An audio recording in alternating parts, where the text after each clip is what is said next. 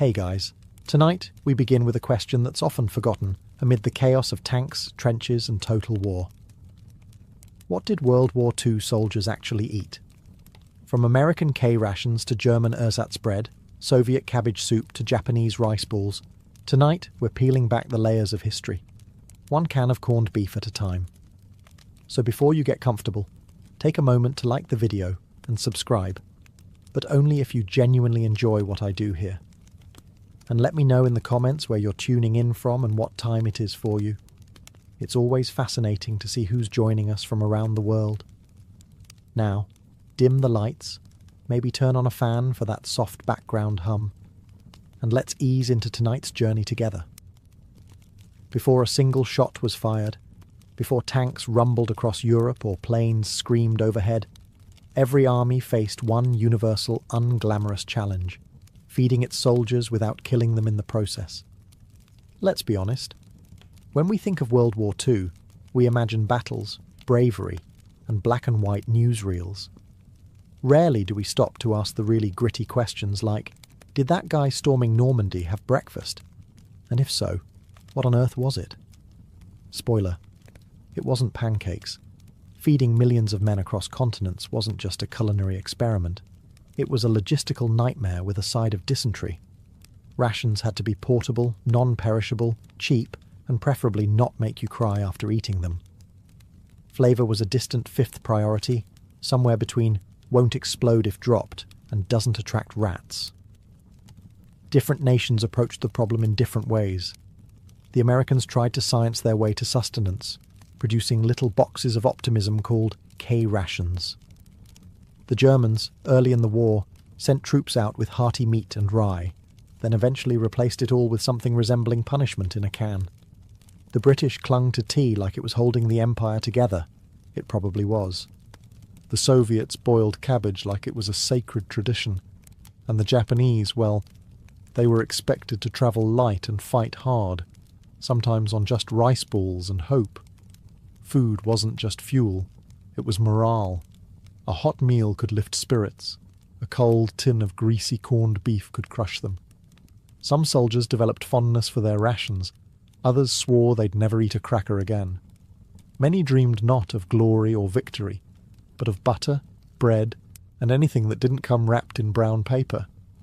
And while generals debated strategy in war rooms, privates in foxholes were bartering chocolate for cigarettes and praying the guy next to them didn't snore through mess call. So tonight, we're not talking about battles won or borders redrawn. We're talking about spam, crackers, powdered eggs, and the real war, between soldiers and the strange, suspicious contents of their ration tins. Because if there's one universal truth about war, it's that everyone has to eat, even if the food fights back. All right, you're a US soldier in World War II. You've marched 10 miles, been shot at 6 times, and haven't seen a flush toilet in weeks. Your stomach is making sounds that could qualify as artillery. What do you get? The K ration. A compact, calorie-packed cardboard miracle designed by people who clearly hadn't eaten one themselves. Let's break it down. The K ration came in 3 boxes: breakfast, lunch, and dinner. They were about the size of a small brick, and sometimes felt like one. Each box contained just enough food to technically qualify as nutrition, while emotionally preparing you for combat via culinary disappointment. Breakfast kicked off strong. A can of ham and eggs, which was neither hammy nor eggy. The texture? Think Spam meets drywall. Toss in rock-hard crackers, instant coffee, powdered lemonade. Why? A couple of sticks of gum, 4 cigarettes, because nothing says balanced breakfast like a Marlboro. And best of all, 1 single sheet of toilet paper. Just one. Make it count. Lunch was not better. You might get cheese spread with more chemicals than cheese, another stack of jaw-shattering biscuits, and a chocolate bar so dense it could double as tank armour. No spoon? No problem. You'd use your knife, a stick, or blind rage to scoop it out. Dinner was meat and beans, which looked like a crime scene in a can. With it, more crackers, more gum, and sometimes, if you prayed hard, a tiny fruit bar, which tasted like someone whispered the word apple over a piece of wood. Despite their taste, K rations were nutritional marvels. Roughly 3,000 calories a day, packed with protein, fat, sugar, and just enough flavour to ensure you didn't accidentally enjoy it. Troops often swapped components like prison traders. Cigarettes for chocolate, cheese for crackers, anything to dodge the ham-egg trauma. But every now and then, you'd find a Hershey bar. Real chocolate. Real comfort. For one bite, you weren't in the mud. You were back home. That alone made the rest of the ration worth tolerating. So yes, the K ration was dry, weirdly square, and kind of tasted like war. But in the end, it was the fuel that helped win a global conflict, one questionable meat product at a time. If the K ration was the Army's idea of a meal, then the D ration was their idea of a survival threat disguised as dessert. The D ration looked like a chocolate bar, came wrapped like a chocolate bar, and was issued to soldiers as a chocolate bar.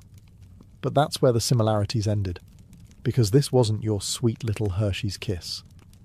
No, the D ration was engineered in coordination with the US Army to do three things. 1. Not melt. 2. Last forever. And 3. Taste like absolute despair.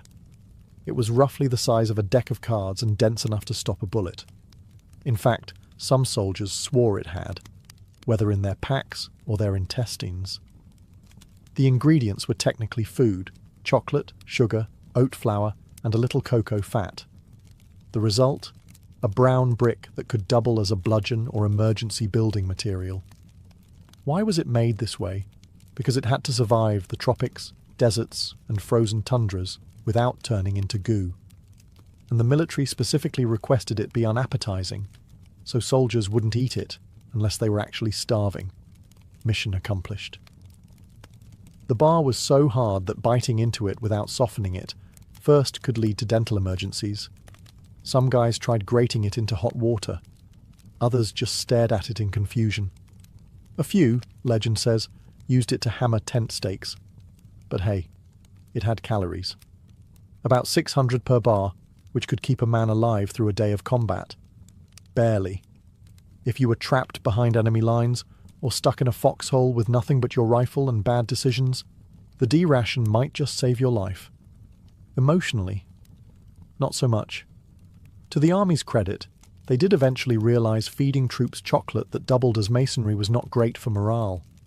Later iterations of the D ration got slightly softer and vaguely more edible. But the damage was done. Soldiers remembered the original bar with the same fondness one remembers dental surgery.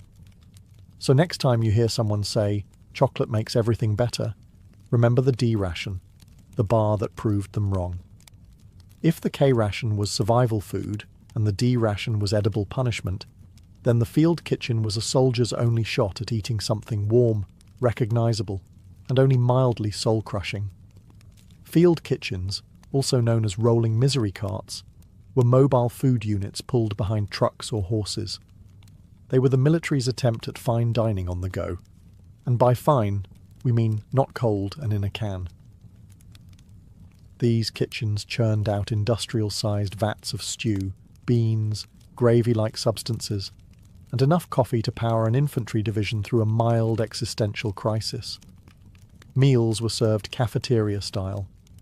You'd line up with your trusty mess kit, a metal tray that looked like it belonged in a science experiment, and shuffle forward, praying the guy ahead didn't take the last ladle of something vaguely meat-coloured. The food was ladled out with military precision. One scoop for you, one suspicious stare, and on to the next, private. The menu? It depended on where you were. In Europe you might get creamed chipped beef on toast, affectionately and permanently renamed by the troops as SOS, or stuff on a shingle, though most used a less polite S word. In the Pacific, you were lucky if it wasn't just rice and hot dog fragments swimming in broth. Coffee, though, was sacred. It was strong, bitter, and brewed in quantities large enough to reanimate the dead. Soldiers drank it hot, cold, black, or with powdered milk, as long as it kept them awake and angry. The best part of the field kitchen experience? The smell. It meant food was coming. The worst part? everything else. Your food was served outdoors, often in rain, snow, or the kind of mud that had its own ecosystem. You sat on rocks, helmets, or the ground. There were no forks. There was no ambience. Just you, your friends, and a tin of beans that might be older than your commanding officer. Still, when it was hot and vaguely chewable, field kitchen food felt like heaven. It wasn't glamorous, but in a world of chaos, bullets, and K-rations, it was the closest thing to comfort food. At the start of World War II, German soldiers marched into battle with swagger, clean uniforms, and something shockingly rare in wartime logistics: actual food that resembled real meals. The early war Wehrmacht ration was downright luxurious compared to what most other armies were choking down. A standard soldier's pack included rye bread, sausages, butter, cheese, canned meats, marmalade, and coffee. Well, ersatz coffee, which we'll discuss later with the disgust it deserves. Each soldier was expected to carry his own food for a couple of days. A noble idea, until you realised how much weight that was once you added rifles, ammunition, grenades, and frostbite. Still, German rations were built around the concept of 3 hot meals a day, with field kitchens trailing behind like slightly overworked food trucks. Breakfast could be dark rye bread with jam or butter, plus that roasted acorn faux coffee. Lunch? Tinned meat, cheese, and maybe a boiled potato or 3. Dinner, if you were lucky and not actively being shelled, might be soup or stew made from whatever was still moving that morning. Sausage, especially Mettwurst and Leberwurst, was a staple. It was easy to transport, packed with protein, and vaguely comforting. Also, incredibly smelly in a sealed tin, which made every trench a blend of iron, sweat, and spicy pork aroma. And of course, Germans had bread. Good bread, real bread. Soldiers often reminisced more about losing access to proper bread than about losing a warm bed. One Wehrmacht veteran described ration bread as the only softness in an otherwise very sharp war. Field kitchens backed this system up, churning out steaming pots of stews, boiled meats and dumplings when possible. Morale was high, stomachs were relatively full, and German efficiency seemed unstoppable. But, and there's always a but, this early golden age of German rations wouldn't last. As the war expanded and supply lines stretched thin, the sausage turned sour, the bread got stale, and the once proud field kitchens were left stranded in frozen forests with nothing but frozen potatoes and patriotic memories. Still, for a brief, bratwurst-filled moment, the average German soldier had something precious in war. Warm food, decent coffee substitutes, and the illusion that this whole thing might be over by Christmas. As World War II dragged on and Hitler's dream of blitzkrieg glory turned into a logistical nightmare, German rations took a sharp turn, straight into the land of ersatz, a German word that basically means imitation. Or more accurately, this isn't food, but we're calling it that anyway. By 1942, things were getting creative. Real coffee? Gone. In came Ersatzkaffee, a charming blend of roasted acorns, chicory, sugar beet, or barley. It smelled like despair and tasted like something brewed in an old boot. It technically resembled coffee, if you'd never had coffee before and were very forgiving. Bread? Once dark, hearty, and soul-sustaining, it was now packed with fillers. Sawdust, straw flour, potato starch, and whatever else they could legally grind into powder. You might still call it bread, but your teeth would disagree. Some soldiers joked it doubled as helmet padding. Butter disappeared too, replaced by ersatz margarine, a pale, tasteless grease that was somehow both oily and chalky. Meat became a memory. Cans of meat product started showing up. Labels didn't specify the animal, and honestly, it was better not to ask. Even sausages, that sacred pillar of German cuisine, were diluted. Horse meat entered the mix. Then turnip filler. Eventually, some sausages were up to 40% plant material. Imagine biting into a bratwurst and getting a mouthful of damp newspaper. Welcome to the Reich's culinary downfall. The problem wasn't just taste. These ersatz rations lacked nutrients, calories, and morale. Troops in the east were burning thousands of calories in sub-zero weather and getting food that couldn't even sustain a dachshund. Starvation, sickness, and desperation followed. Soldiers got inventive, boiling shoe leather, bartering with locals, or raiding enemy supply lines just to get something real. A single American chocolate bar was worth more than a stack of Wehrmacht bread. What had begun as an efficient, fuel-powered war machine was now being run on cabbage water and caffeine lies. The Germans had started with real food. Now they were chewing misery and washing it down with roasted roots. If there was a place where food went to die during World War II, it was the Eastern Front. Stretching thousands of miles from Berlin to the deep, frozen belly of Russia, the Eastern Front was the logistical equivalent of trying to run a pizza delivery service across a glacier, while being shot at, shelled, and occasionally eaten by wolves. German soldiers, who once feasted on sausage and rye, found themselves crouched in snowdrifts, with frozen fingers and empty stomachs. Rations shrank, supply lines collapsed, and morale thawed faster than the soup, which is to say, not at all. Let's talk about that soup. Meal on the Eastern Front often meant hot water with a few potato peels if you were lucky. If you weren't, it was just water, frozen solid by the time it got to you. Bread? It arrived mouldy or not at all. Meat? Rumour only. Soldiers burned precious firewood not to warm themselves, but to thaw their canned meat products, which might have been beef, pork, or recycled optimism. And God help you if the label had worn off. You'd have to sniff your way through the mystery. In winter, men boiled snow for drinking water, heated tins over engine blocks, and sometimes ate snow out of desperation, which sounds harmless until you realise it lowers your core body temperature and brings you one step closer to freezing to death with a mouthful of slush. Then, there were the rats, bold, fat, and suspiciously well fed. Some units resorted to catching and cooking them. Others considered the rats rivals, stealing scraps from each other in midnight battles that historians mercifully don't teach in classrooms. Desperation also led to bartering.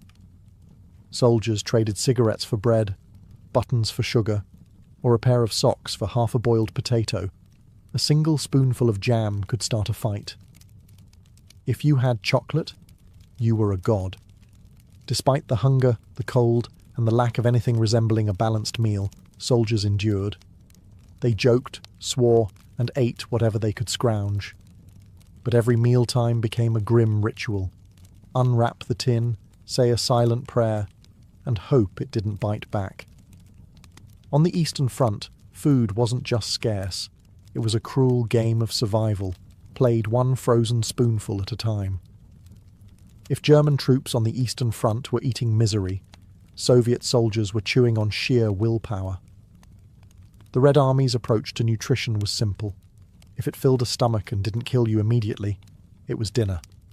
The official rations: black bread, cabbage soup, buckwheat porridge, kasha, a few boiled potatoes, maybe dried fish, and the ever-reliable, unsweetened tea. In winter, that tea was usually melted snow with a twig in it. Meat was listed on paper, yes. In reality, rare as a warm bath in Stalingrad. When meat did arrive, it was often salted to the point that chewing it was more of a jaw exercise than a meal. Still, it was considered a luxury. Soldiers licked the fat off old meat tins just to savour the memory. And then there was the bread, a staple of every Soviet meal. It was coarse, black, and made from whatever grain was still legal to eat. It was also strictly rationed. A typical serving could fit in your palm and be gone in 2 bites, if you didn't try to save it by licking it slowly like a sad war lollipop. Cabbage was the hero of Soviet cuisine. Soup, stew, stuffed, shredded or fermented. If there was a pot, there was cabbage in it. So much cabbage, in fact, that some Soviet soldiers joked they smelled it in their sleep and dreamed of becoming turnips just to escape the cycle. Still hungry? Good. Now you understand the Soviet wartime diet. Soldiers routinely went into combat underfed and overexerted. Rations were supposed to be delivered daily, but in war-torn zones that became when possible, which often meant never. So they improvised. foraging became a way of life. Soldiers dug up frozen potatoes from abandoned farms, shot wild animals when they could, and bartered cigarettes or spare boots for a boiled egg. Occasionally, they even traded with German POWs, food for silence. The miracle: they endured, malnourished, exhausted, but relentless. Soviet troops pressed forward on fumes and boiled cabbage, proving that sometimes what feeds a soldier isn't calories, it's pure cabbage-fueled stubbornness. When official rations ran dry, which was often, Soviet soldiers didn't starve quietly. They adapted loudly. With creativity, desperation, and occasionally the culinary sensibilities of a raccoon, Red Army troops turned battlefield improvisation into an extreme sport. Let's say you're a soldier outside Leningrad. You haven't seen a delivery truck in a week. Your cabbage soup is now just water with a floating leaf, and your last piece of black bread has grown a beard. What do? Option 1. Forage. Soldiers scoured the countryside for anything remotely edible: berries, tree bark, boiled grass, dandelions, even flower bulbs. One particularly resourceful unit figured out how to roast shoe leather, not because it tasted good, it didn't, but because it was technically organic. Option 2. Barter. A spare pair of socks might earn you a potato. A broken watch, maybe a spoonful of lard. Tobacco was currency, soap was gold. And if you had a tin of meat, you could get someone to write a letter home and clean your rifle. Option 3. Theft, or as they called it, unauthorized logistics. Soviet soldiers occasionally raided abandoned German outposts just for food. One Red Army veteran recalled the sheer euphoria of finding a box of Wehrmacht sausages. The first time I cried and salivated at the same time. Field kitchens, when functional, were masters of mystery cooking. Cooks tossed in whatever they had: beets, onions, mystery meat, pickled vegetables from 1913. The resulting soup was red, hot, and suspiciously chewy. But it kept you going. Mostly. And yet, morale didn't collapse. Why? Because Soviet culture glorified suffering as proof of strength. Soldiers turned deprivation into a badge of honor. They told jokes about their rations. They sang songs about dried fish. They gave names to their tin cups, which was either camaraderie or a mild fever dream. In the Red Army, mealtime wasn't about flavor, it was about survival theater. Every bowl of borscht, every crumb of bread was a statement: we're still here. If World War II were judged solely by culinary performance, the British Army might have been forced to surrender to its own menu. British soldiers didn't eat, they endured. Their rations were a war within the war, a daily ritual of unseasoned punishment, washed down with eternal optimism and as much tea as humanly possible. Let's start with the sacred trinity: tea, hardtack biscuits, and bully beef. Tea was everything. More than a drink. It was morale in liquid form. Soldiers brewed it in tin mugs, mess tins, helmets, anything that held heat and didn't leak too much. Sometimes there was no milk, no sugar, no dignity, just hot brown water and hope. But it got them through. Hardtack biscuits were designed to outlive the soldier. Dense, chalky, and almost completely tasteless, they had the structural integrity of roofing tiles. They doubled as plates, coasters, or makeshift armour in a pinch. Many troops claimed their dental issues weren't from combat, but from trying to bite these biscuits. Then came bully beef, aka tinned corned beef. It had the visual appeal of canned cat food and the consistency of congealed regret. It was salty, oily, and could be eaten hot, cold, or with the appropriate level of emotional numbness. You sliced it, fried it, diced it, or just stared at it until your appetite left the tent. Also included in the standard ration: powdered eggs, which somehow tasted nothing like eggs, tinned jam, which could glue your jaw shut, and a smattering of oatmeal, chocolate, and dried fruits, all of which arrived in tins that took a crowbar and a prayer to open. The British Army didn't pretend its food was good. It pretended it was sufficient, and in fairness, it kept soldiers alive, barely. Field kitchens could sometimes provide stews, stewed prunes, and the occasional surprise. A real egg, a slice of bread, or something not immediately depressing. But no matter the food, there was always tea. Shells could fall, trucks could explode, but if there was hot water, there was a brew. And in that mug, steaming in a muddy trench, was Britain's greatest ration of all: stubbornness in a cup. By mid-war, British soldiers weren't just fighting the Axis.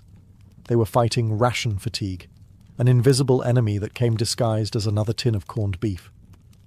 The British military supply system was held together with string, hope, and a suspicious number of forms in triplicate. Fighting across multiple continents, from North Africa to Italy to the jungles of Burma, meant rations got weirder the farther you were from London, and colder, and often squishier. A ration in Cairo might arrive slightly warm and edible. A ration in the Burmese jungle? It might arrive mouldy, half-eaten by ants, and 2 weeks late. And still, soldiers saluted it, heated it, and ate it. Because that's what British resilience looked like, chewing quietly through despair. Water was always boiled, not just to kill bacteria, but because boiling meant tea. Tea was sacred. Men would risk sniper fire to retrieve a kettle. A warm cup could make the difference between a breakdown and a moment of British dignity in the mud. When supplies were tight, and they often were, soldiers got creative. They rehydrated powdered milk into tea whitener, spread jam on hardtack with bayonets, and seasoned meat with sarcasm. One soldier reportedly made a stew out of bully beef, raisins, and crushed vitamin tablets. The result? Morally questionable, but technically food. Tinned food was both a blessing and a curse. It lasted forever, yes, but it also required strength, tools, and sometimes divine intervention to open.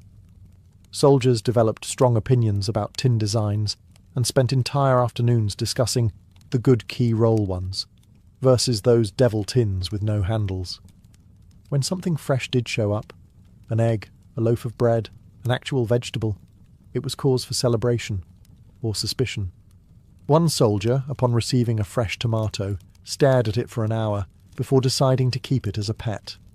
Despite the rationing, the blandness, and the biscuit-induced jaw pain, British troops remained stoic. They grumbled with dignity, made jokes about their own digestion, and above all, kept calm and carried on, preferably with tea. If the American soldier had rations, the German had organisation, and the Brit had tea, the Japanese soldier had rice, and a terrifying capacity for suffering. The Imperial Japanese Army was built on endurance. Soldiers were taught that self-denial was noble, and that hunger was part of their duty, which was convenient because most of them were perpetually starving. The standard Japanese field ration wasn't so much a meal as it was a polite suggestion. A typical pack contained white rice, barley, dried fish, pickled plums, umeboshi, soy sauce concentrate, and maybe a few hard candies. It was compact, culturally familiar, and, in the field, utterly insufficient. At first, troops set out with multi-day rations wrapped in wax paper or stored in bento-style metal tins. It looked neat, organised, thought out. And then they got to the jungle. In places like New Guinea, Burma, and Guadalcanal, the humidity turned rice into mouldy goo, rats ate through supplies, and fish went bad faster than your hopes of victory. To make matters worse, Japan's military logistics were, generously speaking, a disaster. Supply lines were stretched, bombed, blocked, or forgot to exist altogether. Many units went days, even weeks, with barely a handful of rice to split between them. Soldiers foraged, raided villages, or ate jungle plants whose nutritional value ranged from slightly helpful to hallucinate then collapse. In more desperate cases, they hunted lizards, insects, or even rats. One soldier claimed they made a soup out of boiled grass and boot leather to keep the stomach from shouting. To their credit, or perhaps horror, Japanese troops rarely complained. They believed hardship was honourable. Starving, glorious, Barefoot, inspirational, rice infested with weevils, added protein. There was, occasionally, miso paste or powdered green tea. These were prized and hoarded like wartime treasure. A teaspoon of tea could lift spirits. A pinch of salt could bring someone to tears. But overall, calories were low, suffering was high, and morale often came from sheer cultural discipline rather than what passed for a meal. The Japanese soldier wasn't just underfed, he was trained to be okay with it, and somehow many of them kept fighting. Not because of what was in their bellies, but because of what was in their minds. The jungles of the Pacific looked lush and green in the distance, like a tropical paradise, assuming you ignored the disease, the leeches, and the smell of slow death. But for soldiers on both sides, especially the Japanese, the jungle wasn't a source of food. It was a leafy green death trap with humidity and attitude. Supply lines in the Pacific were notoriously unstable. Tropical storms, naval blockades, enemy ambushes, all conspired to make every delivery of rice, beans, or saltfish an act of divine luck. And when the food didn't come, the jungle was not your friend. Many Japanese units found themselves cut off from resupply for weeks. Soldiers had to rely on the land, which would have been fine if the land had any idea what they were doing. Unfortunately, the jungle was filled with plants that looked edible but weren't, animals that were edible but too fast, and insects that were not only inedible, but actively aggressive. Rations spoiled in hours. Canned goods rusted shut. Rice grew mold faster than you could light a fire. One soldier in Guadalcanal wrote, "Everything here is wet. Even my appetite is damp." What did they eat? When lucky, boiled roots, wild fruit, frogs, or jungle fowl, if they could catch it. When unlucky, tree bark, shoe leather, rotting palm stems, or water flavoured with desperation. Stories exist of soldiers boiling the same handful of rice 3 times to extract every last shred of sustenance. Others fermented what was left into a starchy, half-dead porridge known only as jungle glue. And then there were the horrifying rumours, accounts of cannibalism among starving units, especially during sieges. It wasn't widespread, but it did happen. Men driven to the edge by war, isolation, and the shrieking emptiness of their stomachs. If anything can strip away the romanticism of the Pacific theatre, it's that grim little footnote. Disease followed closely behind starvation. Malaria, dysentery, dengue fever, all worsened by malnutrition. Soldiers dropped not from bullets, but from hunger and infection, slowly and invisibly. The jungle didn't care who you fought for. It didn't feed you. It didn't shelter you. It just waited for you to get tired, and then it ate you. War may destroy cities, but it also unlocks the culinary creativity of very hungry, very desperate people with bayonets and a single can of Spam. Across every front, soldiers didn't just eat rations, they negotiated with them. They bartered, swapped, stretched, crushed, fried, and sometimes worshipped the better parts. Food was fuel, but it was also a form of entertainment, and occasionally a mad science experiment. In American foxholes, GIs turned K-ration crackers into improvised pancakes, mixing them with powdered eggs and coffee creamer, then frying the result over a small fire. The final product tasted like despair, but warm despair, which was at least comforting. Canned cheese, melted into an oily paste over hot beans to create trench fondue. Spam, sliced, pan-fried, and stacked between biscuits to make the world's saddest sandwich. Even chewing gum found new uses, sealing leaky canteens or bribing a guy with an extra cigarette. British soldiers, armed with their indestructible hardtack and mystical jars of jam, made jam-butty sandwiches by smashing 2 biscuits together with jam until their teeth gave up. One squad in North Africa famously mixed bully beef with dried fruit and called it Desert Delight. Another named their nightly stew Stuff, because no one could identify what was in it anymore, including the cook. On the Eastern Front, Soviet soldiers used empty shell casings as soup pots, boiled cabbage in helmets, and roasted anything with legs, including once a stolen German sausage that required 3 men to defend it.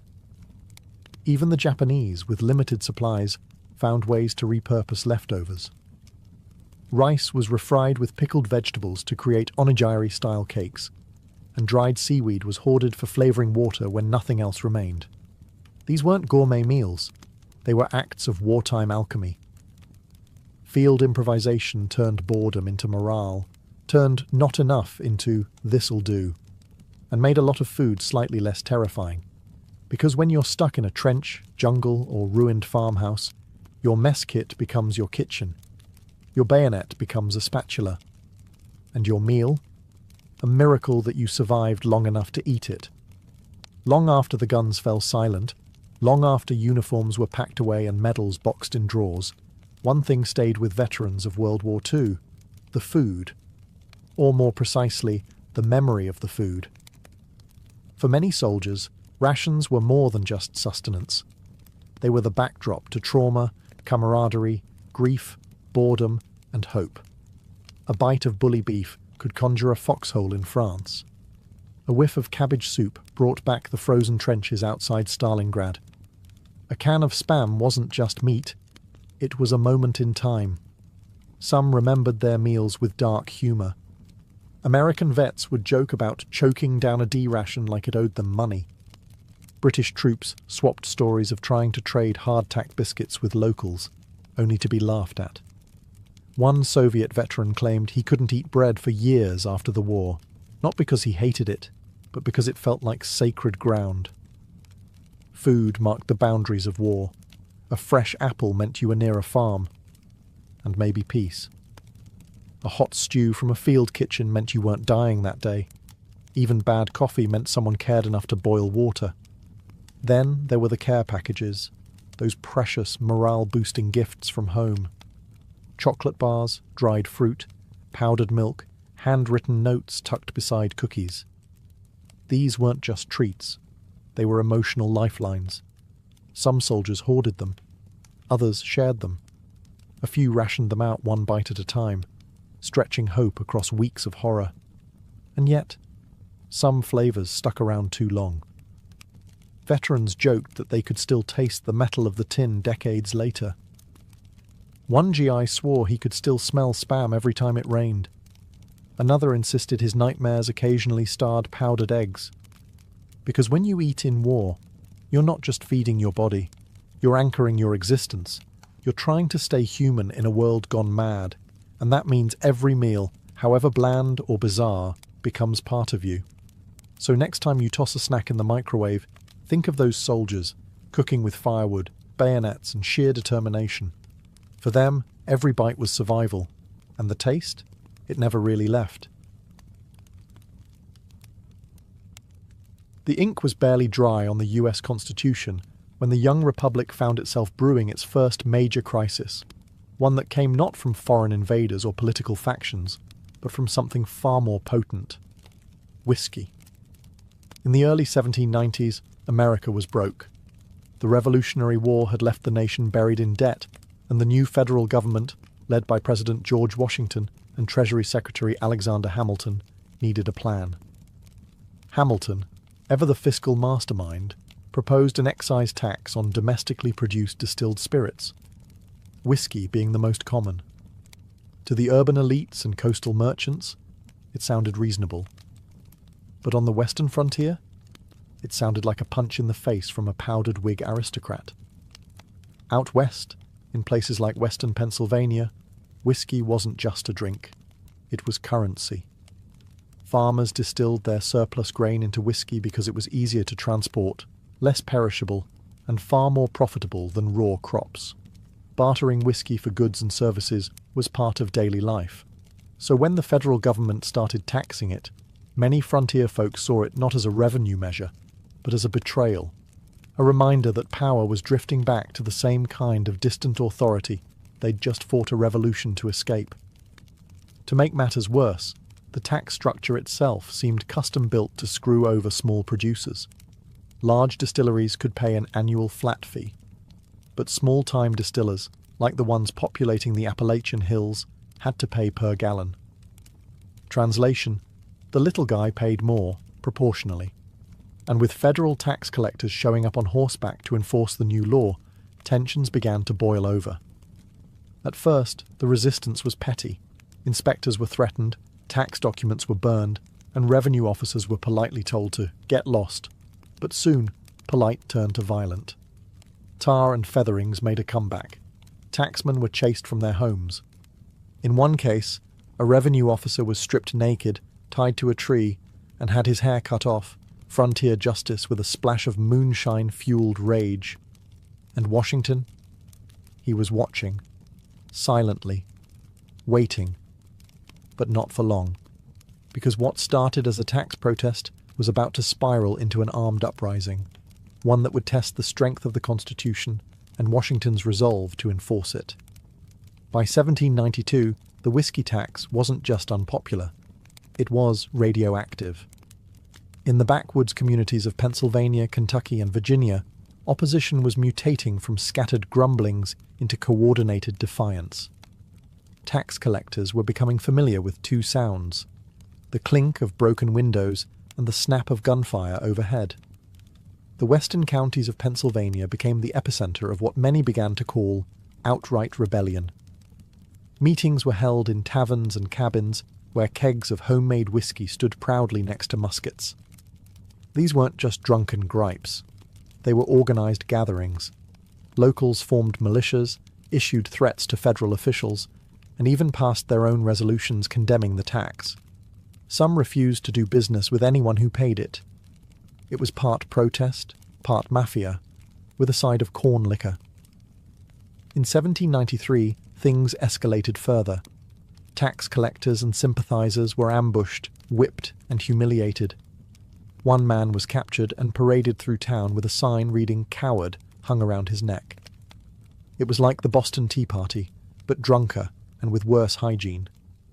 The federal courts responded by issuing summonses to bring the rebels to justice. But good luck serving legal papers in a place where the local sheriff might be part of the mob. The region was effectively slipping into lawlessness. Local officials either turned a blind eye or quietly sided with the insurgents. President Washington, usually calm and measured, started gritting his false teeth. The Whiskey Rebellion was threatening not only public order, but also the legitimacy of federal law itself. If the government couldn't enforce its own taxes, then what was the point of a constitution? What was the point of government? Still, Washington didn't rush. He sent federal commissioners to negotiate with the rebels, but it was like trying to serve tea at a bar fight. The rebels had already formed committees, held conventions, and in some cases talked about full-on secession. They saw themselves not as criminals, but as patriots standing up to tyranny. Meanwhile, Hamilton, ever the hawk, was whispering in Washington's ear, "You want to let these guys stomp on the Constitution? Really? After everything we just went through?" And so, Washington made a decision. One that would shock the rebels and set a historic precedent. He would raise a federal army against his own people. By 1794, the Whiskey Rebellion had become more than a backwoods tantrum. It was an outright challenge to federal authority. George Washington, who had led a revolution just a decade prior, now found himself in the bizarre position of leading an army against Americans, the very citizens he helped liberate. And this wasn't some ragtag militia. Washington called upon more than 12,000 troops, nearly 3 times the size of the force he had at the Battle of Trenton. That included state militias from Maryland, New Jersey, Virginia, and Pennsylvania. Many of these troops were volunteers, but others were voluntold. It was the largest federal force ever marshalled in the US to that point. And it wasn't going to war with the British or French. It was marching west to put down angry farmers with pitchforks and moonshine stills. Hamilton, never one to miss a dramatic moment, rode out with the army like some powdered wig version of Patton. He was thrilled. This was his big moment to show that the federal government had teeth and wasn't afraid to bite. Washington, though reluctant, knew the stakes. The rebellion wasn't just about booze. It was about whether the United States could function as a nation under law. If the rebels could scare off tax collectors and defy Congress without consequences, then the Constitution might as well be used for kindling. So, for the first and only time in American history, a sitting president led troops in the field. Imagine the scene. The most famous man in America, astride a horse, riding westward through the Allegheny Mountains, not to inspire revolution, but to crush one. His presence sent a chilling message. Rebellion would be met not with pamphlets, but with bayonets. When the army approached the heart of rebel territory in western Pennsylvania, the response was disappointing. The rebels, who had talked big in taverns and torched a few tacksmen's houses, suddenly remembered they had chores to do.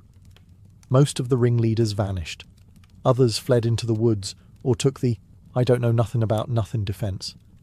There would be no great battle, no climactic showdown. The army had marched hundreds of miles to confront a rebellion that fizzled like flat cider. But Washington's message was loud and clear. The federal government was no joke.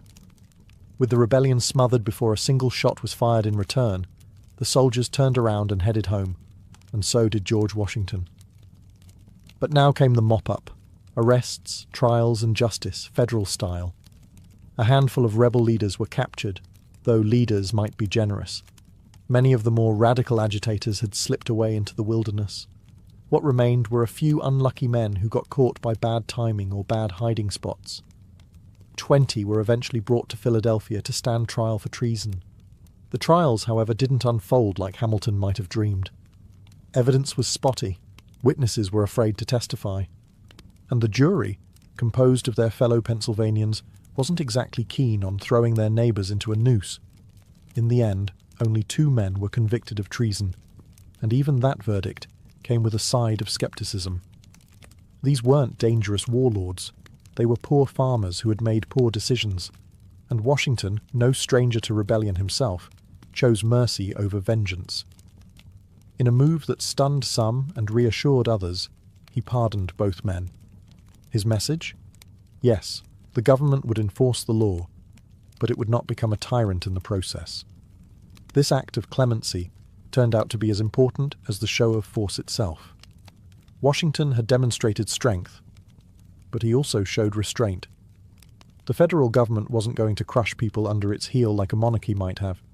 Instead, it would lead by law, tempered with justice. Meanwhile, Hamilton grumbled. He wanted more heads to roll, metaphorically, if not literally. He saw the rebellion as proof that the common folk couldn't be trusted with too much freedom, especially not with whiskey involved. But Washington understood the deeper game. Legitimacy didn't come from cracking skulls. It came from showing that the new republic could balance authority with compassion. The rebellion was over, but the precedent it set would echo for generations. The US had passed its first real test of federal authority, and it didn't collapse into chaos. Still, questions remained. Would future presidents use the same logic? Would mercy always follow power? And most of all, was this the end of frontier rebellion? Or just the beginning? The guns were holstered, the rebels pardoned, and the whiskey stills quietly resumed bubbling in the hills. But politically, the Whiskey Rebellion left a hangover that would last for years. The event had proven that the federal government had the power to enforce its laws, but it also lit the fuse on deep political divisions that were already smouldering beneath the surface. At the heart of the conflict were 2 opposing visions of America. On one side stood Alexander Hamilton and the Federalists, lovers of order, commerce, strong central government, and powdered Whigs that could stop a bullet. They saw the rebellion as proof that the unruly countryside needed firm management. On the other side were the Jeffersonian Republicans, who didn't trust centralized power one bit. They believed in the yeoman farmer, local control, and resisting the kind of government overreach they'd fought a revolution to escape. To them, the federal response to the Whiskey Rebellion wasn't a heroic act of law enforcement. It was overkill. Sending 12,000 troops after some farmers with barrels of corn mash felt like stomping on a fly with a cannon. Thomas Jefferson, then serving as Washington's vice president, didn't hold back his opinions. Privately, he referred to the federal march as a monarchical adventure. He believed that Washington's show of force only pushed the common man further away from the government, and straight into the arms of the Republican cause. And indeed, in the aftermath of the rebellion, something curious happened. The Republican Party began to gain traction. Out on the frontier, where distrust of federal authority had been fermented like whiskey itself, support for Jefferson's ideals surged. These weren't just drunk and angry farmers anymore. They were voters, and they were angry about being treated like a bunch of criminals for refusing a tax they could barely afford. The rebellion had failed militarily, but it succeeded in galvanizing anti-federalist sentiment. It helped accelerate the formation of the first true political parties in America, sharpening the divide between those who wanted a strong centralized state and those who wanted the states to call their own shots. So, while no war had broken out, a new kind of battle had begun. One fought not with muskets and torches, but with ballots, speeches, and ideology. At its core, the Whiskey Rebellion wasn't just about booze. It was about power and class resentment. To the small farmers of western Pennsylvania and beyond, the whiskey tax was more than an annoying expense. It was a symbol of everything they feared about the new federal government. That it would be run by elites for elites, at the expense of the working poor. Most of the rebellion's participants weren't outlaws. They were veterans of the Revolutionary War, men who had fought and bled for a republic they now felt was turning its back on them.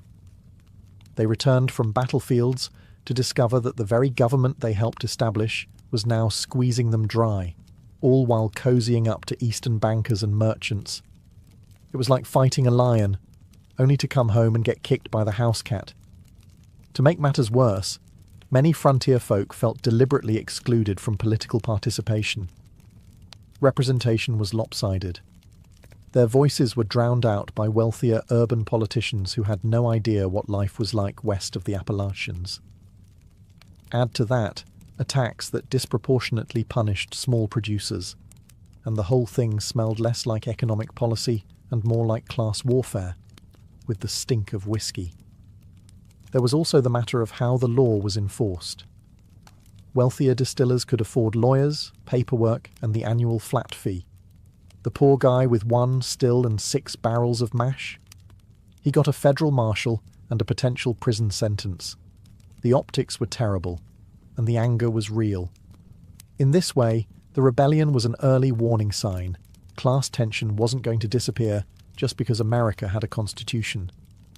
If anything, the struggle between wealthy power centers and rural working communities was baked into the cake.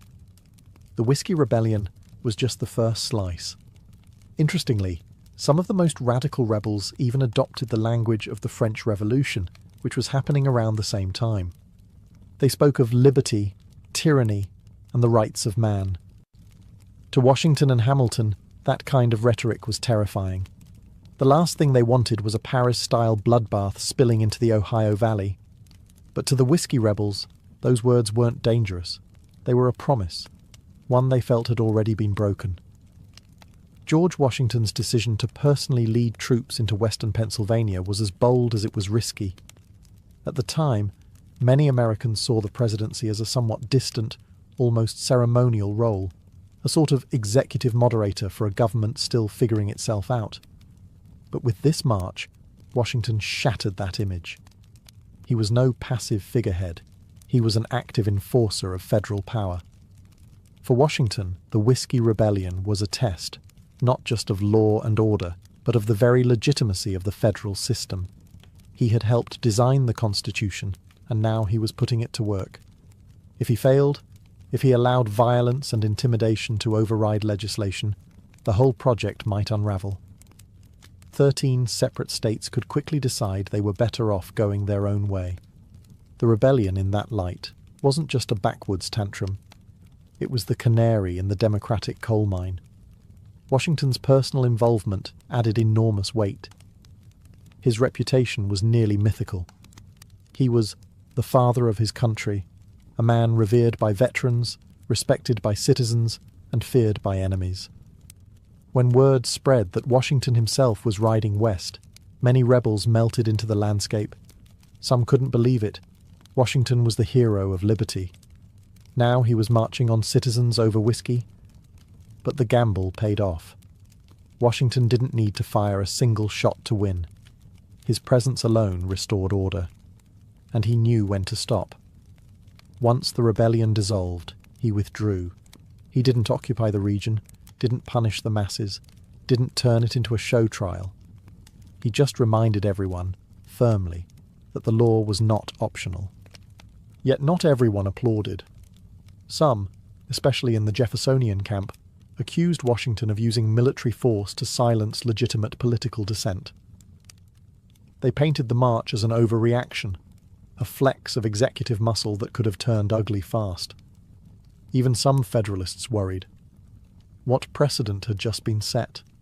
Still, the rebellion's swift collapse allowed Washington to exit the presidency on a high note. He had enforced the law without becoming a tyrant. He had shown strength without cruelty.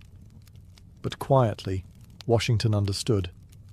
This wouldn't be the last time America's unity would be tested. And next time, the outcome might not be so bloodless. Although the Whiskey Rebellion ended with barely a whimper, its echoes rippled far and wide, politically, legally, and culturally. In hindsight, this dusty conflict over distilled grain was one of the most important constitutional stress tests in US history. First, it set a critical precedent. The federal government had the right and the ability to enforce its laws, even in the face of violent opposition. Before this, the Constitution had been more theory than reality.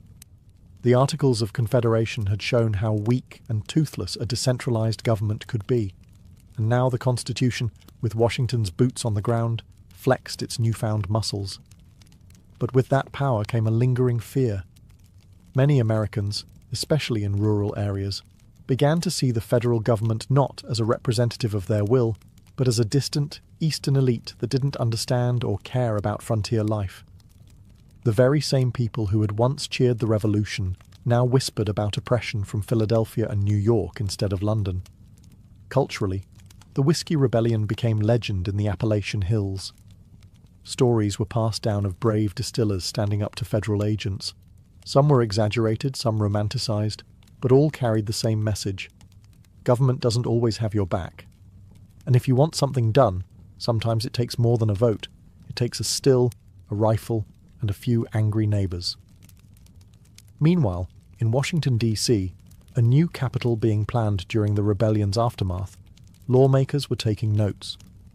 Future leaders would reference the Whiskey Rebellion every time civil unrest threatened the balance of the Republic.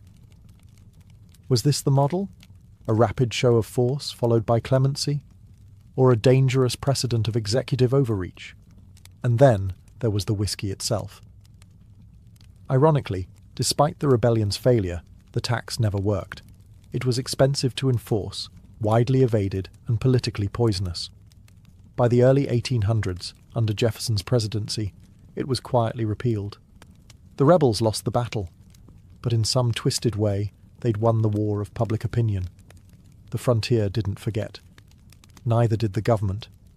And future presidents would face their own rebellions, both large and small, with the ghost of 1794 riding just behind them, reminding them that order is fragile, and that the Republic is always one barrel away from boiling over. The Whiskey Rebellion may seem like a curious footnote today, a quirky chapter in the early American story, but its legacy remains surprisingly alive, swirling like vapor off a still, influencing everything from presidential power to rural resistance. For one, it showed the American people that the Constitution wasn't just parchment and promises, it had muscle. This was the first time the federal government enforced a domestic law with troops, and the fact that it did so under the personal leadership of George Washington gave it historical gravity. Every president since has inherited that precedent. Lincoln, Eisenhower, even recent presidents deploying the National Guard during domestic unrest, all trace a faint line back to 1794 and a president on horseback. The rebellion also injected lasting skepticism into the heart of American politics. Frontier distrust of centralized government became a core part of US political identity. It didn't matter that the rebellion failed. It proved to millions that distant elites could and would flex their power when it suited them. That spirit of rural defiance?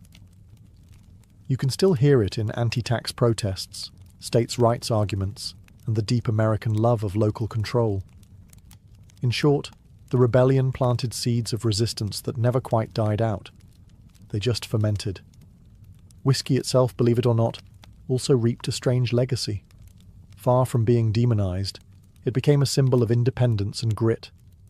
The very substance that sparked a rebellion is now toasted in bars as a proud American tradition. In fact, the American whiskey industry, especially bourbon and rye, wears its rebellious roots like a badge of honor. You'll find distilleries named after rebellion leaders, bottles designed to evoke frontier spirit, and slogans that practically dare the IRS to come knocking again. And finally, the event taught a young country something fundamental. How it responds to dissent says everything about its identity. Washington chose both force and forgiveness. That balance, power tempered by principle, became a cornerstone of the American ideal. Not always followed, of course, but always referenced. So next time you raise a glass of bourbon or rye, remember, it's not just liquor in that bottle. It's a story of power, protest, and a young republic figuring out what kind of country it was going to be. Cheers to the rebellion that helped define a nation.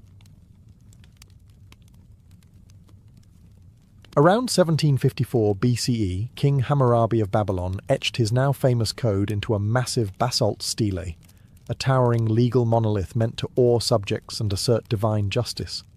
It's one of the earliest known attempts to formalize laws in human history, but buried within its 282 articles lies something just as ancient as law itself: the regulation of women.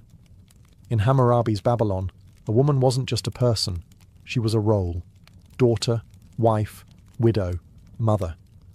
Each of those roles came with a legal definition, a social expectation, and if things went sideways, a punishment. For example, take marriage. Women could be married off by their fathers, essentially transferred from one household to another. Once married, a woman was expected to be faithful. If she was accused of adultery, both she and her alleged lover could be bound and thrown into a river. That's not metaphor. That's literally what the text prescribes. However, if her husband decided to spare her life, the court often agreed. Romantic, in a grim sort of way. Meanwhile, if a man cheated on his wife, Hammurabi didn't seem all that concerned. Male infidelity wasn't exactly headline news in Mesopotamia. The imbalance was stark. Female honor was family honor, while male honor was more flexible. But not all the laws were oppressive.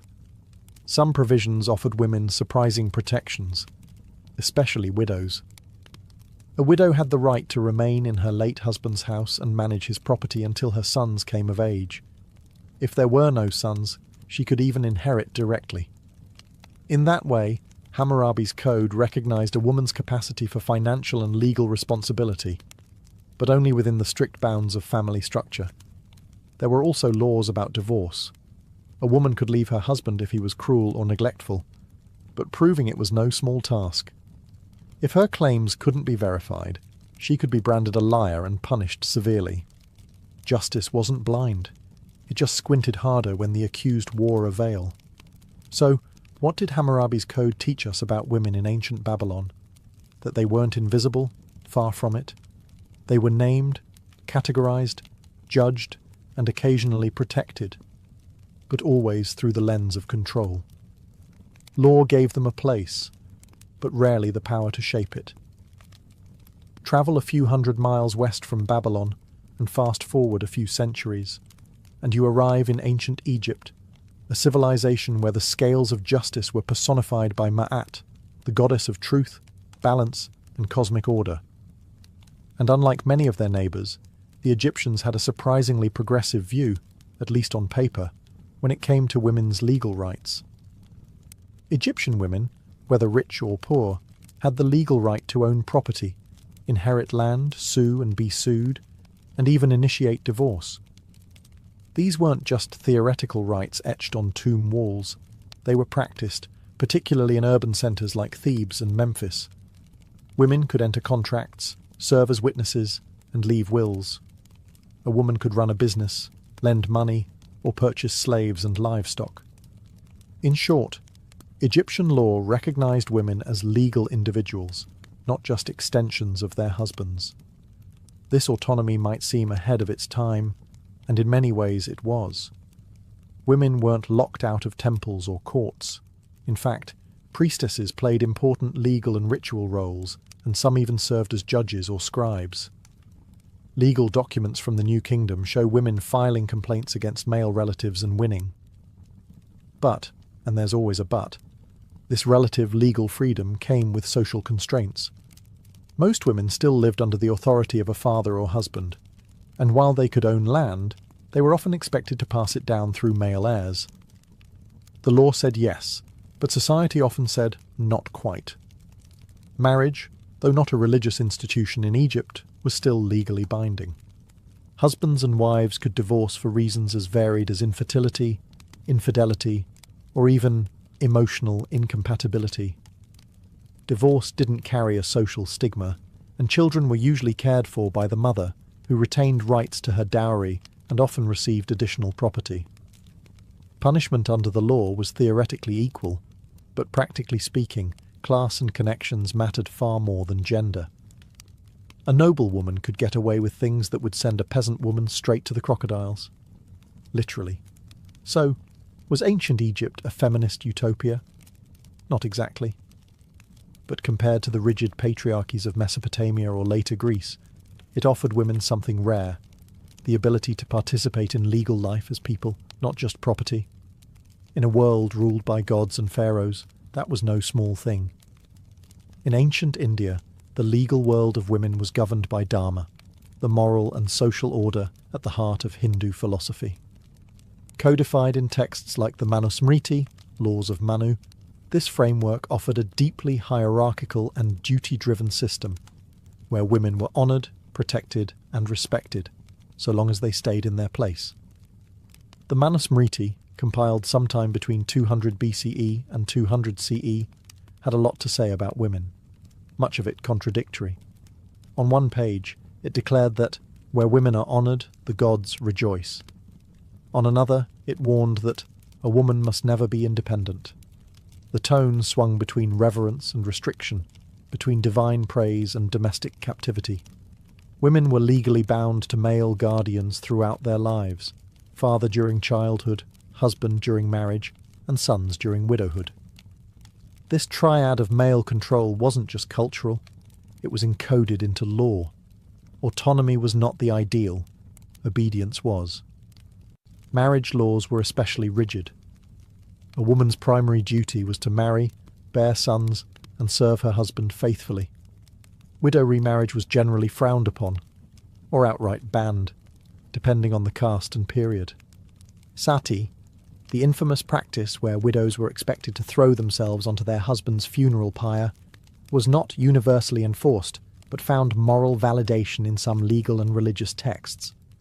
The Manusmriti didn't command it, but it also didn't condemn it.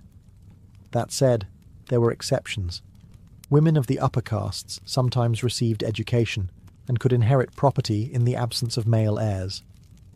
In some regions and periods, matrilineal traditions survived, particularly in the south. Women could serve as advisors, poets, and even rulers, though these were rare and usually exceptional. Divorce was rare and generally disapproved of, though certain grounds like impotence, cruelty, or abandonment were sometimes recognized. Still, it was the man who had more legal freedom to cast aside a marriage. Punishments, too, were gendered. A woman caught in adultery could be disfigured or outcast. A man, he might get a fine or a slap on the wrist if he had high status. In short, ancient Hindu law wrapped women in layers of veneration and restriction. They were sacred, but sacred like a temple statue, not like a free citizen, revered but rarely empowered. When we think of ancient Greece, we often imagine democracy, philosophy, and drama. But for half the population, women, the legal system was less about ideals and more about invisibility. Especially in classical Athens, women were legally seen not as individuals, but as permanent minors, bound to the guardianship of their nearest male relative for life. In Athenian law, women couldn't vote, own property independently, or represent themselves in court. They could not enter contracts or even leave the house without a male escort in many cases. If the Code of Hammurabi defined women as legally subordinate, Athens perfected the art of locking them out entirely. Marriage was more of a property transaction than a romantic union. A woman's kyrios, usually her father or brother, arranged her marriage, and she moved into her husband's household as part of an exchange of dowries and land. Legally, she was transferred like livestock, a living, breathing asset passed between men. And yet, paradoxically, her fidelity was of enormous legal importance. If an Athenian woman committed adultery, her husband could legally divorce her immediately, and any man caught with her could be executed. Yes, executed, without trial. The irony? Her husband could sleep with courtesans or slaves without legal repercussion.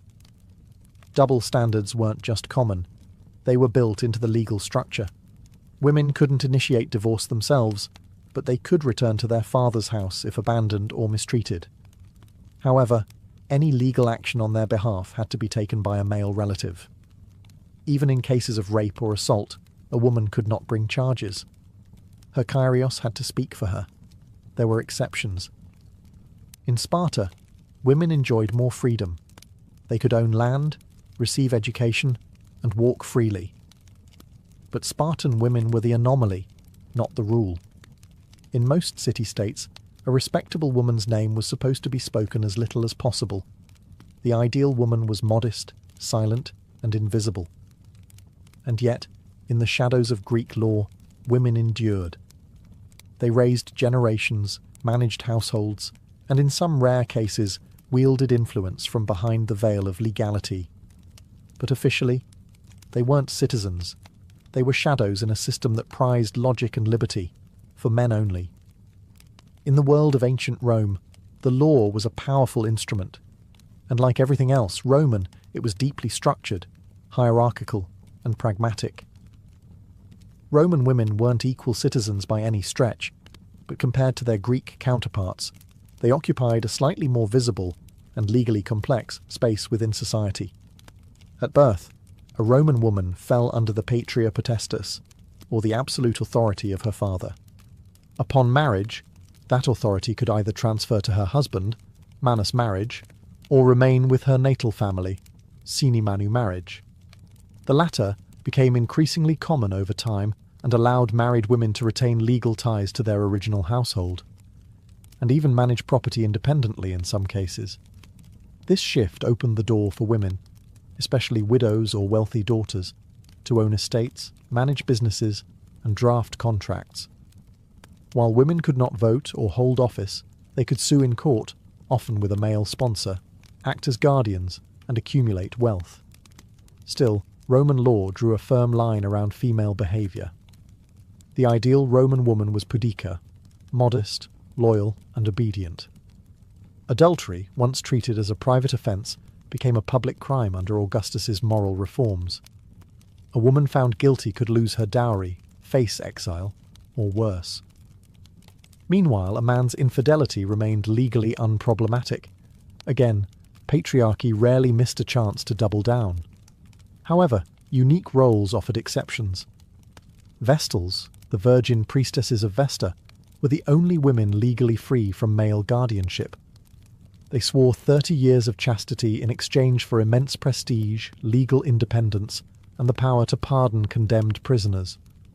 But a broken vow of chastity meant being buried alive. Divine authority came with cruel consequences. Roman matrons, respectable married women of the upper classes, held significant social power. They influenced politics through family connections, arranged marriages, and even public mourning rituals. The legal system acknowledged their status through protections for property and legal mechanisms like tutela, a type of male guardianship that, by the imperial period, was often symbolic. So, while Roman women lived within a legal cage, the bars were spaced just far enough apart to allow movement, especially for those born into wealth and prestige. They were constrained, yes, but never entirely silenced. In ancient Hebrew society, law wasn't merely a civic structure, it was divine instruction.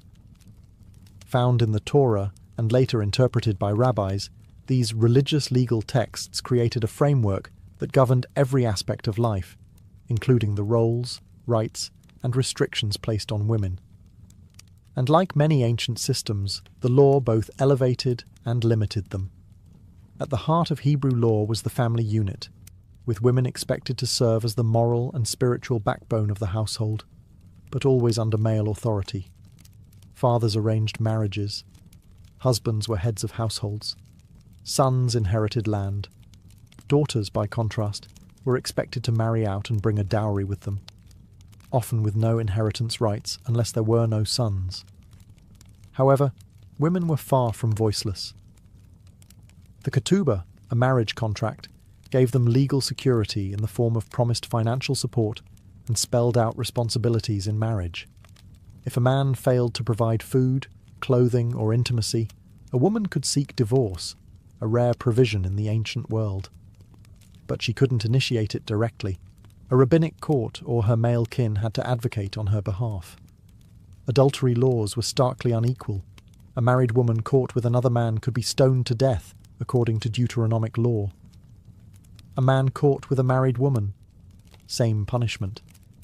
But if the woman was unmarried or a slave, the rules became murkier, usually resulting in fines or marriage, depending on the social status involved. In cases of rape, the law demanded a fine and marriage to the victim, an outcome that modern readers understandably find deeply problematic. Ritual purity laws also played a massive role in how women were legally perceived. During menstruation or childbirth, women were considered ritually impure and were temporarily restricted from religious life and physical contact. These laws reinforced ideas of female otherness, not necessarily as sinful, but as symbolically set apart. And yet, the Hebrew Bible is full of strong, legally significant women. Deborah the judge, Ruth the Moabite widow who navigates the inheritance system, and Esther, who bends royal law to save her people. These women were rare, but their presence reveals that the law wasn't always airtight, and that boldness, wisdom, and faith could sometimes make space where the law had closed a door.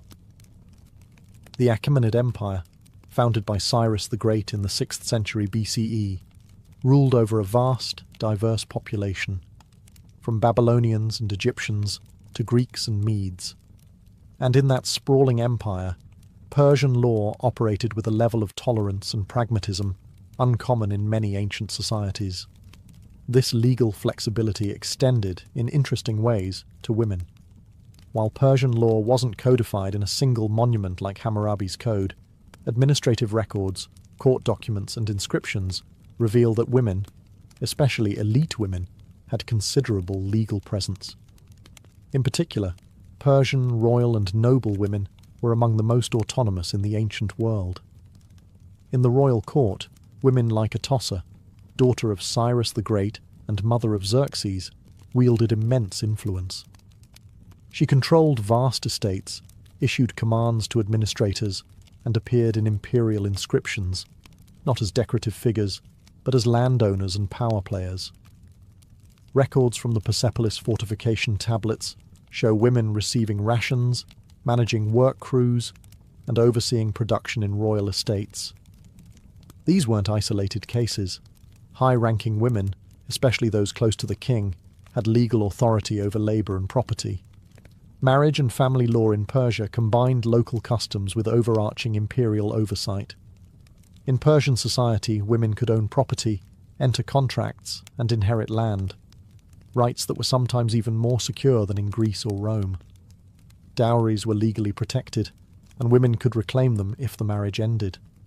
Divorce was possible for both men and women, though the process often leaned in favour of the husband, unless serious abuse or infertility could be proven. Punishment laws, however, were still gendered. Adultery was a capital offence, especially for women. But unlike in some neighbouring cultures, the method and severity of punishment varied by class. A noblewoman might face exile or house arrest, while a servant could be executed. The law, as always, bowed to hierarchy. Zoroastrianism, the empire's dominant religion, also influenced Persian views on women. While spiritually both men and women had roles in cosmic dualism, practical religious purity laws imposed restrictions on menstruation, childbirth, and bodily contact, echoing patterns seen in Hebrew and Hindu systems. In all, Persian law offered women a curious mix: freedom through rank, respect through religion, and limits through custom. The higher your status, the louder your legal voice. In ancient China, law was not just a system of rules, it was an expression of harmony, hierarchy, and Confucian morality. And for women, this meant living within a legal and cultural framework that viewed them primarily through the lens of family roles and social duty, rather than individual rights. The earliest codified Chinese laws appear during the Zhou dynasty, but it was under the Han dynasty, 206 BCE, 220 CE, that legal structures began to crystallize alongside Confucian ideology. Confucian teachings emphasized the three obediences. A woman must obey her father before marriage, her husband during marriage, and her sons in widowhood. This wasn't just moral advice, it influenced actual legal expectations and societal norms. Women were legally subordinate to men in nearly all contexts. They could not hold public office, rarely appeared in court independently, and were often excluded from inheritance, especially in patrilineal families. A daughter might be cherished within the home, but the law saw her as temporary. She would eventually marry out, taking her dowry with her. Marriage was both a family alliance and a legal contract. A man could divorce his wife for reasons as broad as jealousy or illness, though he could not do so if she had no family to return to, had mourned his parents properly, or had borne him sons. Women, by contrast, had no legal power to initiate divorce unless extreme abuse could be proven, and even then, her case would likely depend on her male relatives stepping in. Adultery laws reflected strong gender bias. A woman caught cheating could be executed. A man cheating with a married woman might face punishment, but cheating with a servant or concubine, that was often overlooked entirely. Honour and legitimacy were tied tightly to the woman's womb. Still, there were exceptions. Some dynasties saw the rise of imperial women, like Empress Lu Ji and Empress Wu, who wielded immense political power, sometimes bending legal codes to suit their ambitions. And in peasant villages, widows who managed households or took over family businesses could wield informal authority, even if the law didn't formally recognize them. In short, ancient Chinese law saw women less as autonomous beings and more as stabilizers of familial order, vital to society's function, yet always second to the men who supposedly maintained its harmony. As we step back and look across the ancient world, from the ziggurats of Babylon to the palaces of Rome, from Vedic India to Confucian China, one thing becomes clear: women were always written into the law, but rarely on their own terms. Nearly every ancient legal system assigned women a role within a male-dominated structure. Whether in Hammurabi's code or the Manusmriti, the fundamental legal assumption was that a woman's identity was relational: daughter, wife, mother, widow. Her rights and responsibilities flowed through the men around her. Law defined her, but it rarely empowered her. Some civilizations, like Egypt and Persia, offered women more autonomy, allowing them to own property, initiate contracts, and even inherit wealth. In these societies, noble or high-born women could carve out pockets of legal authority, sometimes rivaling their male counterparts. But such privileges were far from universal. They depended on class, family, and circumstance more than any underlying belief in gender equality. Other societies, like Greece and Rome, developed sophisticated legal systems while simultaneously fencing women out of public life. Greek women were legally invisible. Roman women had more agency, but still lived within a scaffold of male guardianship and social expectation. In China, Confucian values hardened the ideal of obedient femininity into legal expectation. The law wasn't just about punishment, it was about preserving cosmic harmony, and that meant everyone, especially women, knew their place in the social order. Similarly, In Hindu law, reverence for women coexisted uncomfortably with strict control and moral prescription. Religious laws, such as Jewish halakha or Zoroastrian purity codes, often placed women at the intersection of sacred and profane. A woman's body could bring honor or impurity, blessing or danger, depending on how closely she followed the rules. And yet, within these systems, women adapted, resisted, and endured. They found ways to exercise influence through family, faith, property, or sheer determination. Their stories may not always be carved into stone steles or echoed in ancient law courts, but they moved beneath the surface, shaping households, dynasties, and entire civilizations. Ultimately, ancient legal codes tell us not only how societies treated women, but how they defined power itself, and who they believed deserved to wield it. Long before Wall Street, before vaults and banknotes and savings accounts, banking began in the mud-brick cities of ancient Mesopotamia, the cradle of civilization. And surprisingly, the first bankers weren't suited financiers, they were priests. In cities like Uruk, Lagash, and later Babylon, temples weren't just religious centers. They were the administrative and economic hearts of urban life. These towering ziggurats and their surrounding complexes acted as both spiritual sanctuaries and financial hubs. Farmers and merchants didn't just come to pray, they came to deposit grain, receive loans, and settle debts. Why temples? Because they were the most stable, trusted institutions.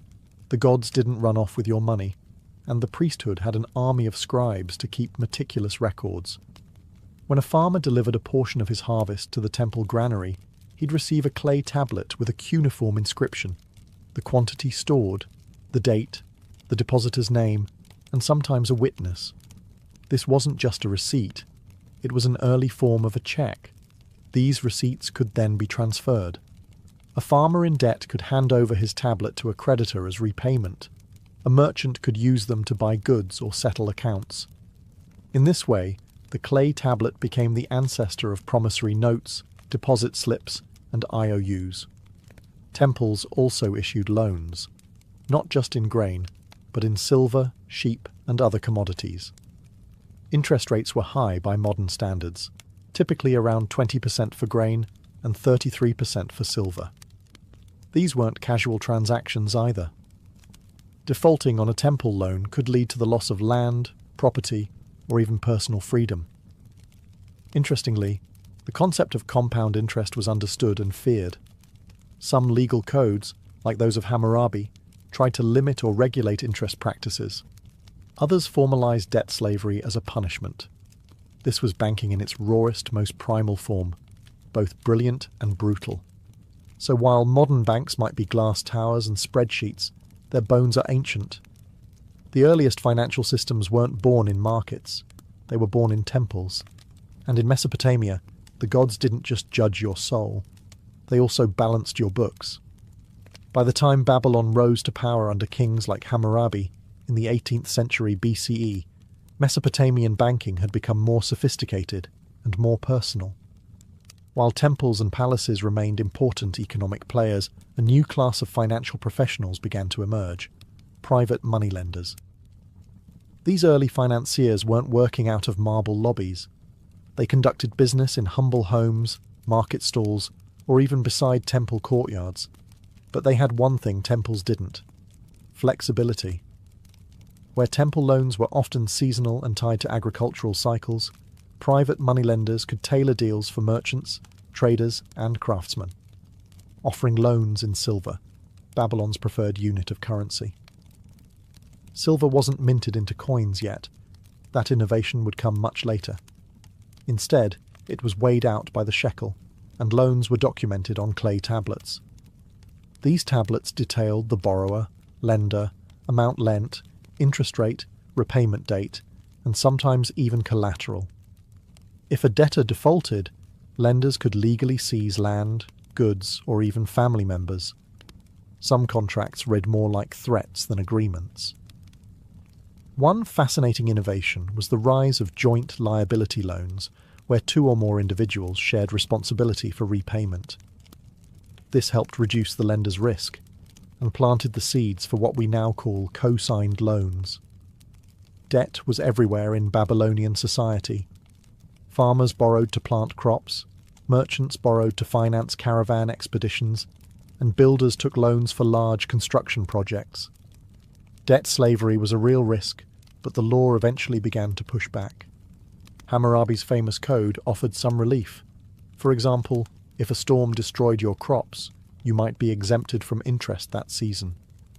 Babylon also introduced promissory notes and letters of credit, used to transfer money across distances without transporting physical silver. These tools allowed wealthy merchants to expand trade and move money without the risk of robbery, a proto-form of the modern banking network. It's easy to think of banking as a modern system tied to stock tickers and interest rates. But in Babylon, the same mechanics, lending, collateral, interest, and risk, were already shaping lives and livelihoods. Their tools were made of clay, not code, but the game was much the same. In ancient Egypt, economic life revolved around two constants, the Nile River and the pharaoh's granaries. While Egypt didn't develop a formal banking system in the same way as Mesopotamia or later Greece, it nonetheless maintained sophisticated financial practices, rooted in temples, royal treasuries, and massive state-administered storage systems. Instead of coins or silver shekels, Egypt's economy was built on grain. Wheat and barley weren't just food, they were currency.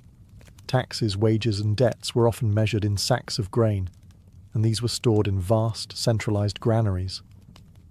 Like Babylonian temples, Egyptian temples functioned as both religious and economic centers, serving as secure storage sites and financial record offices. Scribes recorded every delivery, withdrawal, and transaction on ostraca, pottery shards, or papyrus scrolls. These acted as receipts, contracts, and even early forms of checks. If you deposited 10 sacks of grain at the temple granary in Thebes, you might receive a receipt which could be traded or presented elsewhere to retrieve an equivalent amount, a precursor to modern bank drafts. Loans were common. A farmer might borrow seed grain to plant in the spring, with the promise of repayment after the harvest, usually with interest. Rates varied, but a 25–30% interest rate on grain wasn't unusual. These loans were enforced by scribes and local officials, and default could result in the forfeiture of land, livestock, or even labour. Unlike Babylon, however, private lending in Egypt was more restricted. The state played a dominant role in organising economic exchange. High officials, priests, and royal administrators were the main actors in large-scale financial activity. Yet there are surviving records of private individuals, especially women, acting as lenders and creditors in local communities. These cases were less common, but they demonstrate a level of grassroots financial agency not often acknowledged. Coinage was introduced only during the late period, influenced by foreign powers like the Persians and later the Greeks.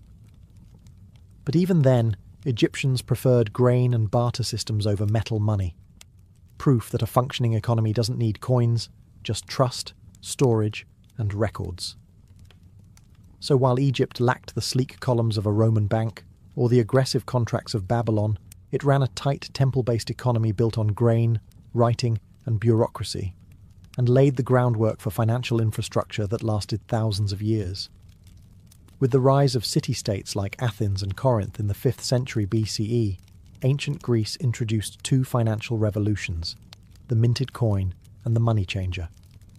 Unlike Mesopotamia or Egypt, where grain and silver were the dominant currencies, the Greeks embraced metal coinage as a public standard, stamped, regulated, and guaranteed by the state. This shift created a new class of financial professionals, the trapezitai, named after the trapeza, or table, from which they worked in the bustling agora. These men functioned as money changers, deposit takers, lenders, and sometimes outright financiers. They exchanged foreign coins, held money for safekeeping, offered loans, and even kept accounts for their clients, a rudimentary form of checking. Need to send money to another city-state? No problem. The trapezites could issue a written draft, allowing merchants to avoid travelling with heavy, theft-prone coinage. If that sounds like a bank transfer, that's because it was, albeit with more sand and fewer algorithms. Lending was a huge part of Greek banking. Interest rates were generally high, especially for risky ventures like maritime trade. Some loans carried 100% interest, justified by the danger of shipwreck, piracy, or storm. These were backed by maritime contracts, which included details of the cargo, route, repayment, and collateral. If the ship sank, the loan was voided. If it returned, big profits. Private citizens could also act as lenders. Wealthy Athenians often invested in smaller loans secured by property or slaves. These transactions were documented before witnesses and scribes and could be enforced in court. In fact, Greek courts were flooded with debt cases, an early sign that money, trust, and lawsuits are eternal bedfellows. And yet banks in Greece weren't formal institutions like we'd expect today. They were more like financial freelancers with serious reputations. There were no licenses, no regulation, and no government insurance. If your trapezites skipped town with your deposit, too bad. Trust was everything, and it could be shattered in a heartbeat. Despite these risks, the Greek financial world thrived. It enabled trade, supported empire building, and even bankrolled wars. In a city where logic and debate ruled, so too did contracts, ledgers, and interest rates. Ancient Greece taught us that once you stamp a coin and assign it value, the rest follows, from debt and profit to risk and ruin. By the time Rome ruled the Mediterranean, banking had evolved from small-scale loans to a full-blown financial engine that powered an empire. The Romans, ever the pragmatists, didn't invent banking, but they perfected it, expanded it, and embedded it deep into the fabric of everyday life.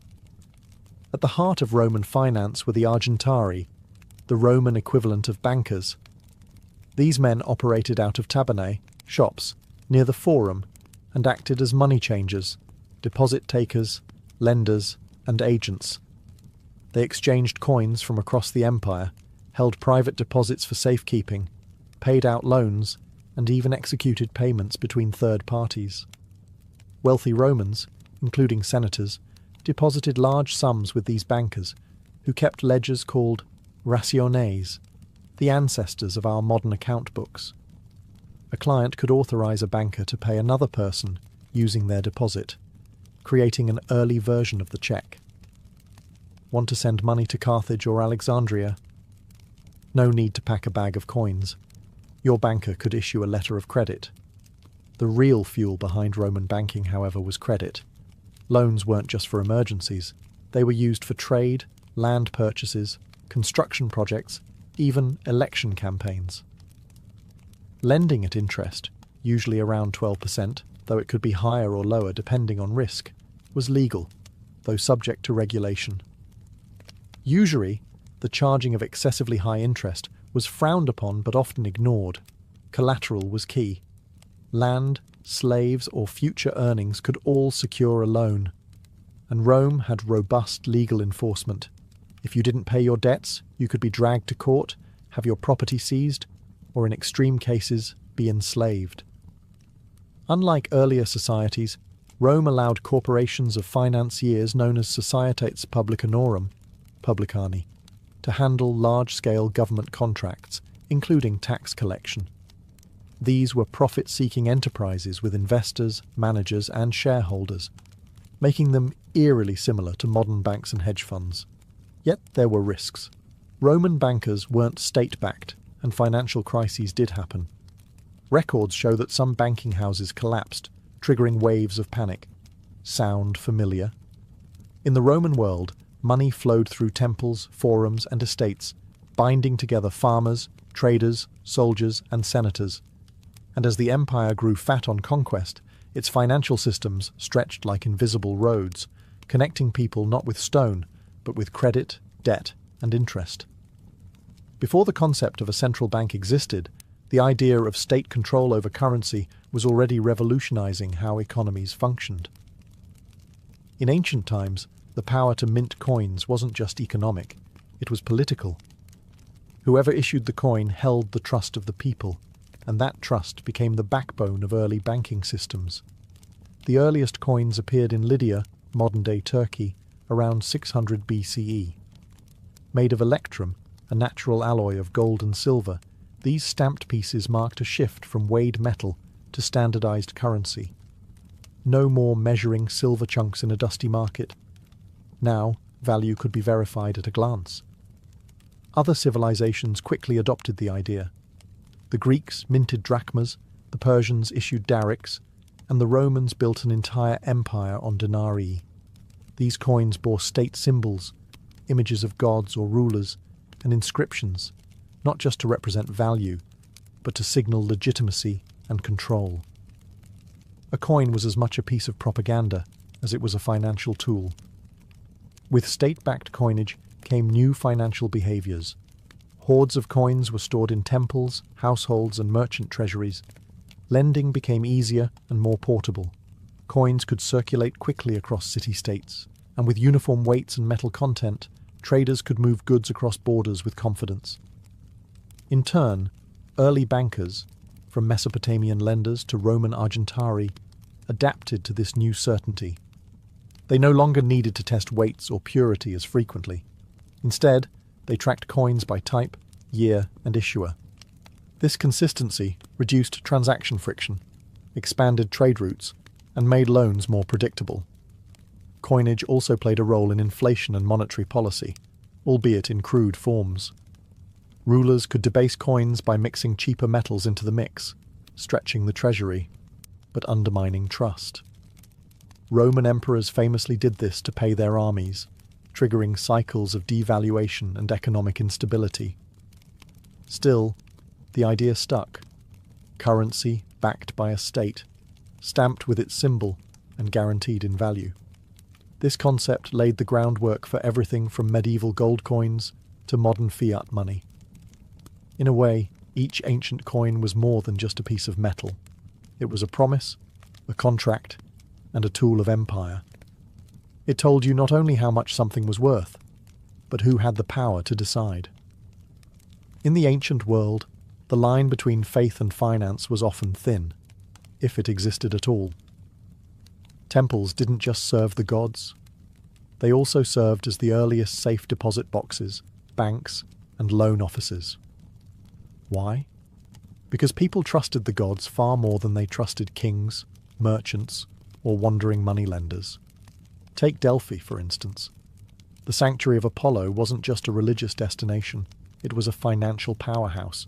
City-states stored war funds there, wealthy individuals deposited fortunes, and treasuries were built within temple precincts. Religious centers like Delos, Ephesus, and Jerusalem also acted as de facto banks, offering security, prestige, and scribes who kept careful records. A vault under divine watch was seen as safer than any home or fortress. These temples played several financial roles. They held deposits, issued loans, and in some cases even collected interest. In Mesopotamia, as early as the 3rd millennium BCE, temple priests oversaw lending systems where borrowers repaid with grain or silver. In Egypt, temple granaries stored wealth, issued receipts, and facilitated trade. In Greece and Rome, temples frequently held public funds, safeguarded spoils of war, and underwrote construction and festivals, all under the sacred seal of a deity. And temples weren't just passive vaults. They actively lent money. In Athens, for example, the Temple of Athena on the Acropolis loaned silver to the state at interest to fund major public works. Gods, apparently, were patient creditors. Religion also provided the ethical framework for finance. Ancient Hebrew law, for instance, prohibited charging interest to fellow Israelites, but allowed it for foreigners, a moral boundary that blended spiritual identity with economic policy.